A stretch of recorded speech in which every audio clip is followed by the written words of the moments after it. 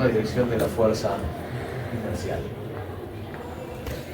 Para el segundo nivel, de derecha a izquierda estaría la masa por la aceleración del segundo nivel, M2 por U2.2 más la aceleración del terreno, que repito está afectando al sistema, más K sub 2, U sub 2 menos U sub 1, paréntesis, y menos K sub 3, U sub 3 menos U sub 2.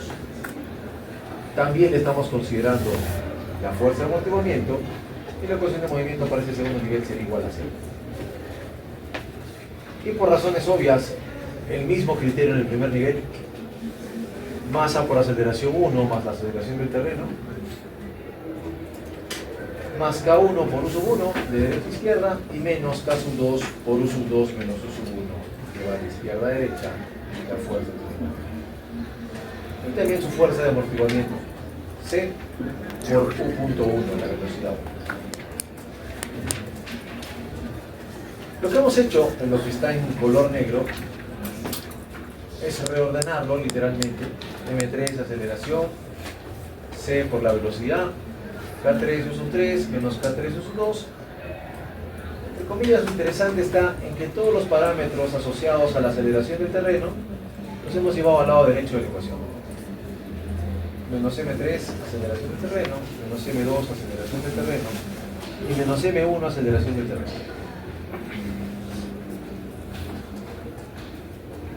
Por acá hemos expresado las tres ecuaciones. Ecuación 1, ecuación 2,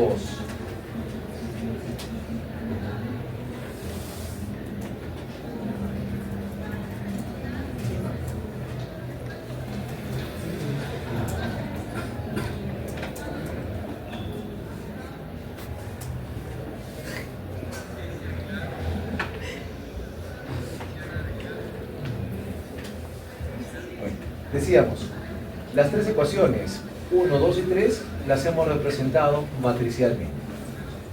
Nuestra matriz de masas, una matriz diagonal, nuestro vector de aceleraciones para los tres niveles, nuestra matriz de amortiguamiento C, vector de velocidades, nuestra matriz de rigidez de 3×3, simétrica, debe ser simétrica, no tiene que ser simétrica, vector de desplazamientos, y a la derecha, percatémonos, es un vector de 3×1 menos M3, M2, M1 por la aceleración del terreno, U2.2. Y esto de manera reducida lo hemos representado acá.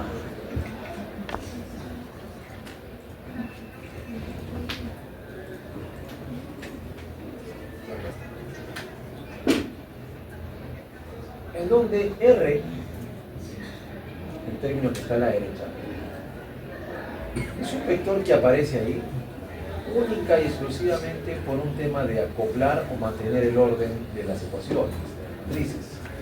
Podríamos llamarlo incluso un vector de acoplamiento, para poder utilizar la matriz de masas tal y cual la hemos definido en el lado izquierdo de la ecuación. ¿A qué me refiero? Si la matriz de masas es de 3×3, no podríamos multiplicarla directamente por la aceleración. Habría que afectarla por un vector, que en este caso es el vector R, que está por acá, de 3×1, para que pueda haber consecuencia entre un lado y el otro. ¿Sí? Una de 3×3, la matriz de masas, por un vector de 3×1 de unos, nos da justamente un vector de 3×1, M3, M2, M1. Simplemente es un vector de acople. Voy a colocar por acá.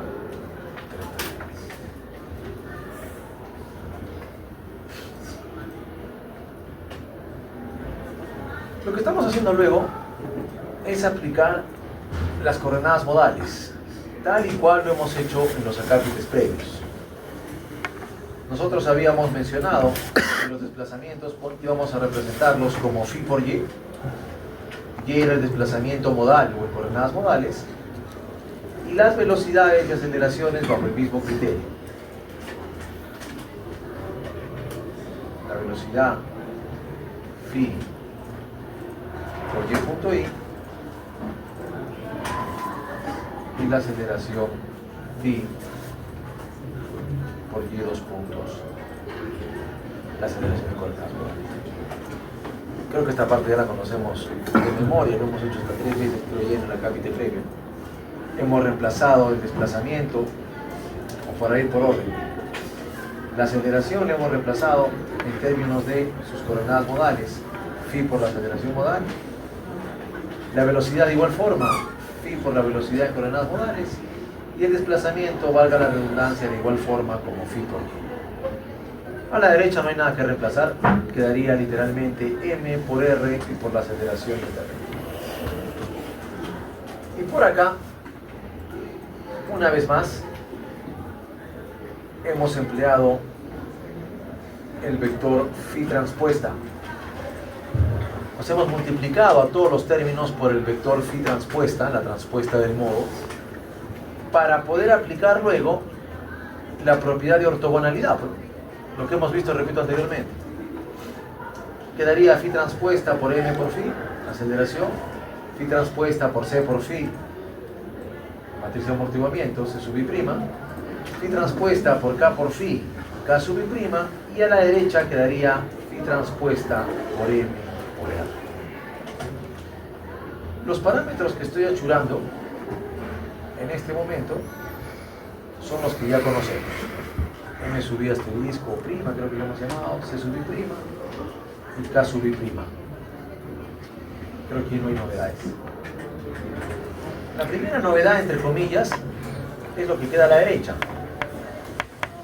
Este producto de phi transpuesta por la matriz de masas y por ese vector de acople R se le conoce como factor de excitación sísmica modal.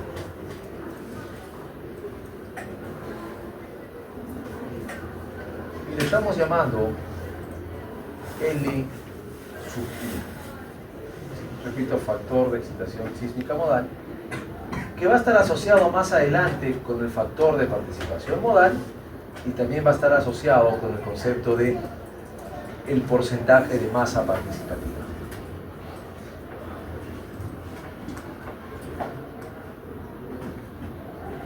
Entonces, ese es el parámetro L sub I. Phi transpuesta, masa, vector de acople R. Entonces, ya reemplazando los valores que acabamos de mencionar, nos va a quedar esta ecuación de acá. Mi' por la aceleración modal, C sub I' por la velocidad modal, frecuencia I al cuadrado, Mi', desplazamiento modal, y a la derecha nos va a quedar menos L sub I por la aceleración del terreno de los puntos G.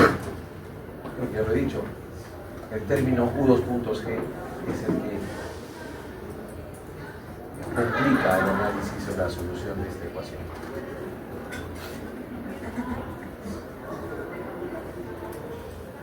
Dicho eso, hemos reemplazado ahora todo entre la masa, tal y cual como lo hemos hecho anteriormente.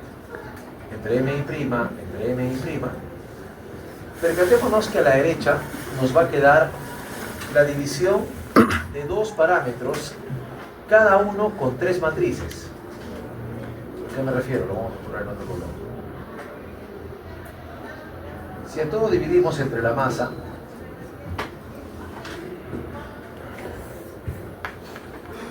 a la derecha nos quedaría L sub I entre Mi'.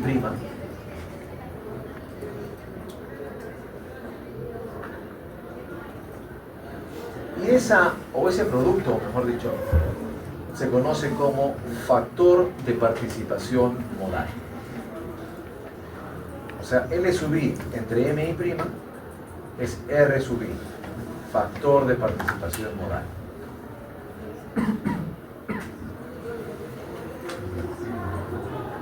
Nos va a dar aproximadamente cuánto de participación tendría el modo en la respuesta. Digo aproximadamente, ¿sí? Porque calcularlo de manera exacta es imposible. ¿Sí? Calcular cuánto aporta cada modo en la respuesta sísmica de una edificación, debido a que los modos tienen distintos periodos, tienen distintas, llamémosles, propiedades, es, valga la redundancia, improbable de calcularlo. Y es por eso que más adelante se utilizan pues las famosas reglas de combinación. la SRSS, la CQC, la absoluta. Eso lo vamos a ver en la parte del ejemplo. Entonces, por ahora, este R sub I, repito, es el factor de participación modal. De manera tal, entonces, que la ecuación nos va a quedar como estamos viendo acá. Aceleración modal más CI' entre MI' por la velocidad, más frecuencia I al cuadrado, desplazamiento modal, y a la derecha menos L sub I entre MI', que todo representa, repito, R sub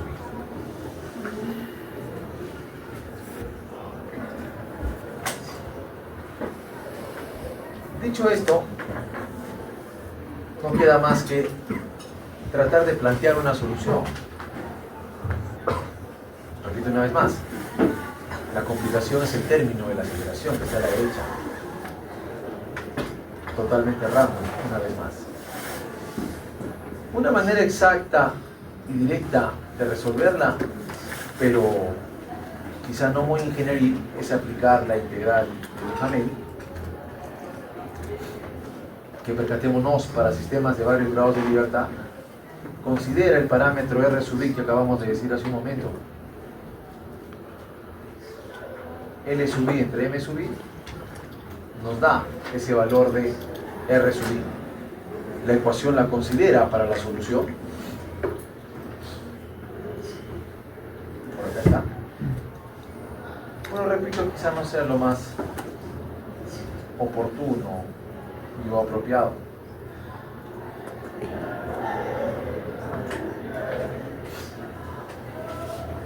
La otra posible opción es calcular con métodos numéricos y o integrales los desplazamientos máximos para cada segundo o cada time step. Pero la solución quizá tampoco sea la más apropiada, porque tendríamos que hacer análisis estáticos para cada segundo o para cada fracción de segundo en que se analiza la estructura.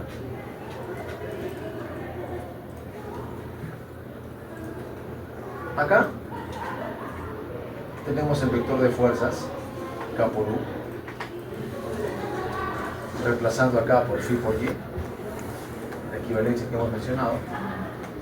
Y por acá tenemos la misma fuerza, pero desde el enfoque dinámico, ¿no? Que sería la masa por la aceleración.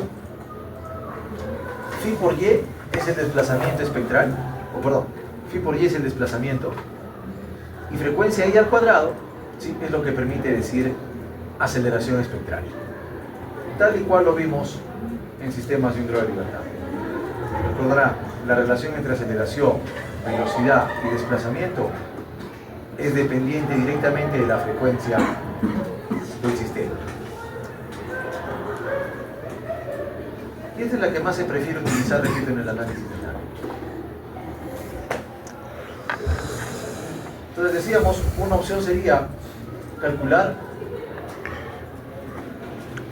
las máximas respuestas para cada intervalo de tiempo, ¿sí?, pero eso nos obligaría a hacer análisis estáticos para cada segundo, para cada time step,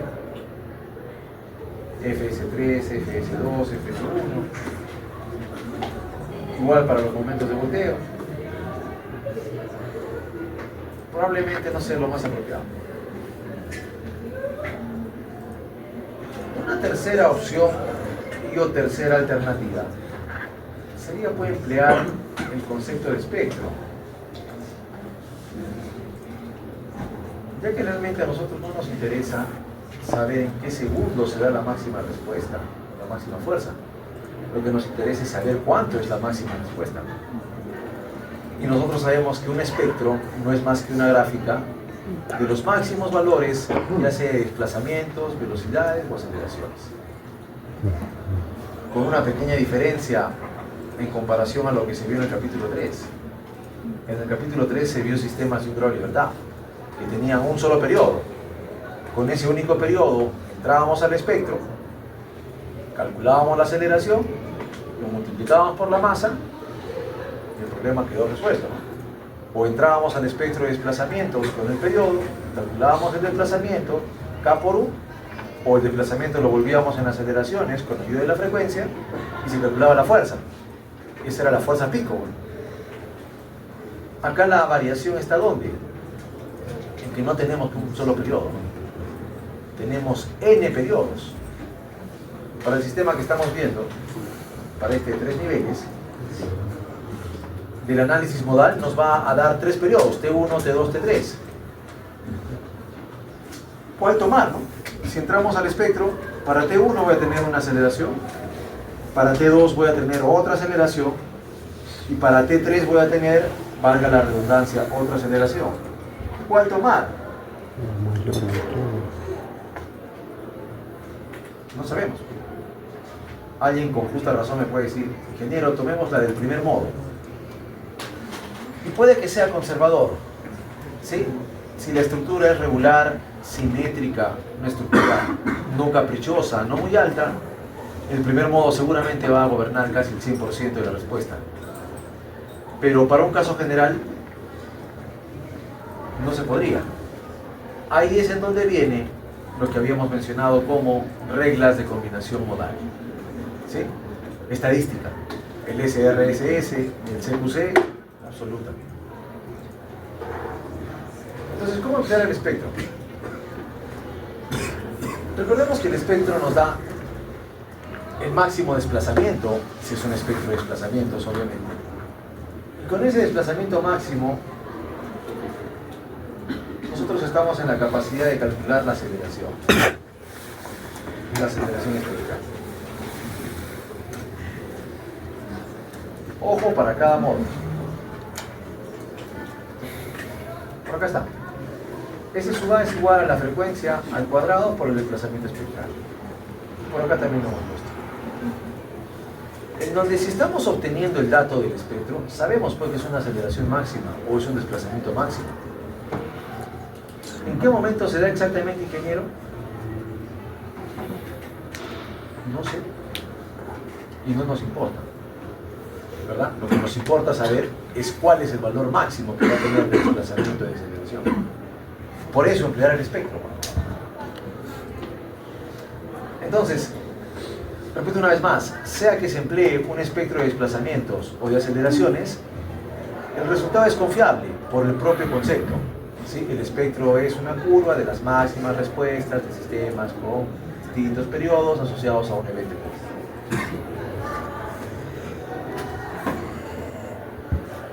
Por acá está lo que hemos mencionado hace un rato.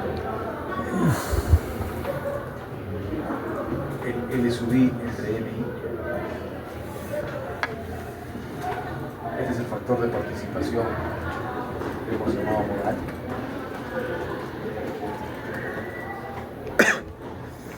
Y lo que vamos a hacer literalmente es lo siguiente. La máxima respuesta en términos de desplazamiento en coordenadas modales debe ser igual a SR sub I, por eso se le conoce como factor de participación modal. Eso en el fondo es un porcentaje. Por el desplazamiento espectral. En otras palabras, vamos a entrar al espectro. Para el modo 1, con su periodo 1, vamos a tener un desplazamiento del espectro. ¿Sí? Lo cruzamos con el espectro y lo tenemos. Ese valor multiplicado por R1, el del primer modo, nos va a dar el máximo desplazamiento modal del primer modo. Para el modo 2, vamos a hacer exactamente lo mismo. Obviamente el periodo es distinto. T sub 2 es distinto a T sub 1. Vamos a entrar al espectro, calculamos el desplazamiento, es el máximo, sabemos, y lo vamos a multiplicar por R2, que es el factor de participación modal. Para el tercer modo de vibración, vamos a entrar al espectro con T3, calculamos el valor del desplazamiento y lo vamos a afectar por R3. Eso nos van a dar las máximas respuestas de los desplazamientos en coordenadas modales de los n modos que tiene la estructura. Se puede hacer con el espectro de desplazamientos o con el de aceleraciones o pseudoaceleraciones. Bastará dividirlo entre la frecuencia i al cuadrado si es que utilizamos el espectro de pseudoaceleraciones. Pero ya para eso ya se hizo el análisis modal previamente. Por eso es que es fundamental que se conozca bien el análisis modal de la estructura, ¿no? porque nos va a dar los periodos, frecuencias, modos de cada modo, valga la redundancia, o las formas modales. Una vez obtenida la máxima respuesta en coordenadas modales, el máximo y sub i, y sub 1, y sub 2, y sub 3, vamos a calcular ahora sí el desplazamiento real, o sea, ya con unidades, ¿sí? Centímetros, pulgadas, metros, en el sistema en el que estemos trabajando. Y percatémonos, R sub i por S sub d es el desplazamiento en coordenadas modales. Este es el valor de U, que sería phi por y. Todo esto de acá es y. Todo esto de acá, si gustan, es el y sub i máximo, ¿sí? Multiplicado por phi, por la forma modal de cada modo, de cada grado de libertad, ¿qué nos va a dar? Un desplazamiento máximo, ¿sí? Un desplazamiento máximo, pero este ya es real. Este ya es U. Digamos, ya es en centímetros, ya es en pulgadas, dependiendo del sistema.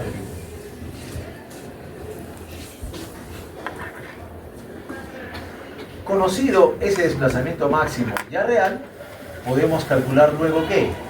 La fuerza, ¿sí? La máxima fuerza, que será la masa por la aceleración. Percatémonos acá, este es phi sub i y esta es la aceleración en coordenadas modales. Este es y sub i 2 puntos, si gustan.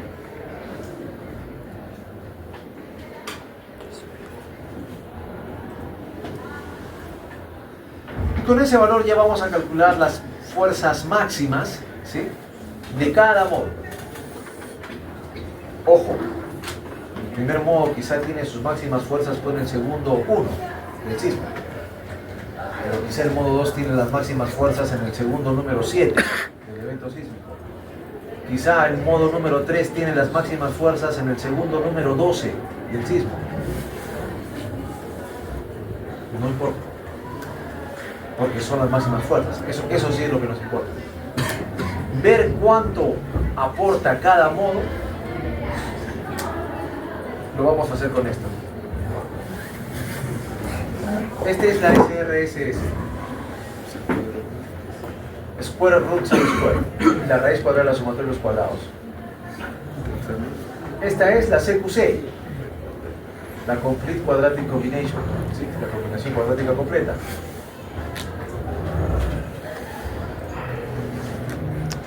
No le hemos puesto la otra es la absoluta. La Absolute Combination. ¿Sí? Que repiten al final, ¿qué son? Estadística. Porque calcular lo exacto no es, llamémosle, no voy a decir posible, pero no es quizá lo más ingenierico, lo más apropiado. La parte del ejemplo, vamos a ver un ejemplo aplicando todo lo que estamos viendo ahorita. ¿Sí?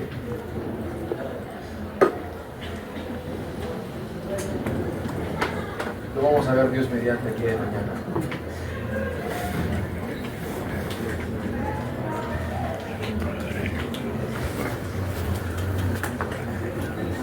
El día de mañana, por lo tanto, estaríamos terminando el capítulo 5 en toda su totalidad.